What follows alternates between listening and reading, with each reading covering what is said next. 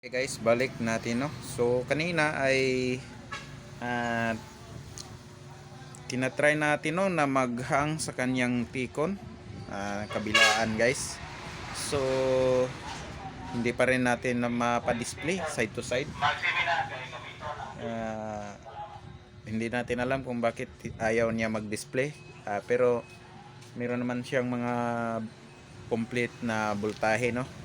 Wala naman tayong ginagalaw diyan. So sa kanyang DC-DC, kumpleto yung DC-DC niya.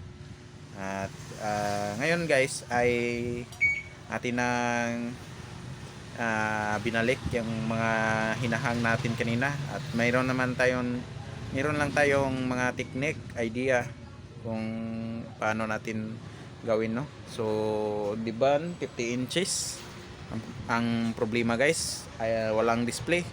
So pero mayroon naman siyang backlight. Problema lang niya guys, wala siyang display. So ngayon ay kanina tinatry natin na maghang ng kanyang mga tikon, left and right. So kabilaan guys, pero ayaw pa din na mag-display. So ngayon i-test natin guys. I-test natin kung ano guys. So ibalik lang natin yung isang tikon. So okay.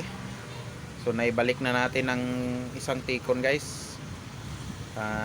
I-test natin, power on natin guys kung meron ng display ba itong TV na to.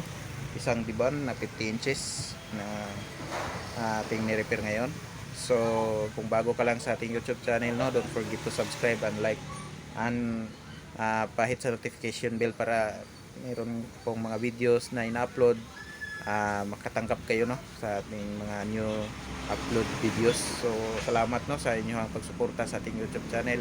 Sana po ay lagi niyong nakasubaybay no at tulungan niyo po ang ating channel kasi hindi pa tayo ganon kalaki ng mga subscriber at mga viewers.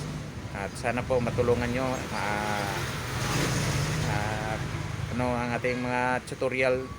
Hindi tayo nagkuha ng mga tutorial but atin ay nagpakita tayo ng mga anong bagay na ating ni-repair, anong uri ng ni-repair natin.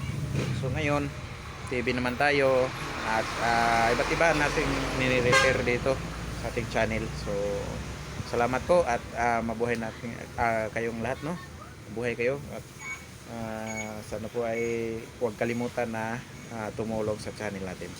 So test na natin, power on na natin guys para makita natin kung goods na ba itong ating ni-repair ngayon. So power on natin guys at iangat natin.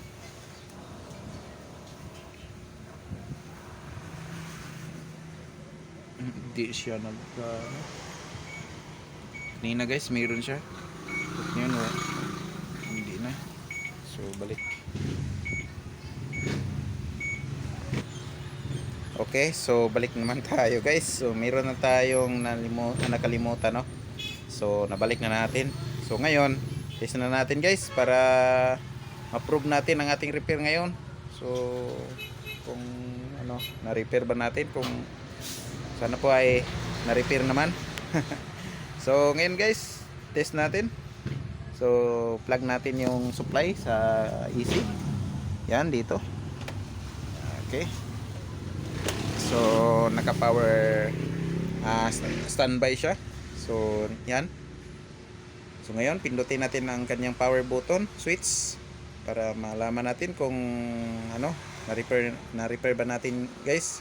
So yan. Okay. Okay. Yan. Gumagana ang ating mga technique guys. Yan. Ito na guys.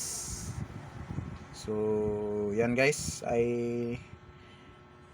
gumagana ng ating repair. Yan. Yan po.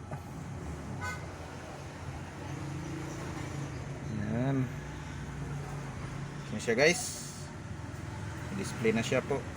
At ating ano, salamat sa inyo sa pagsuporta sa ating channel. So dito na lang natin posin ng video para naman hindi na mahaba-haba. Salamat guys. See you soon.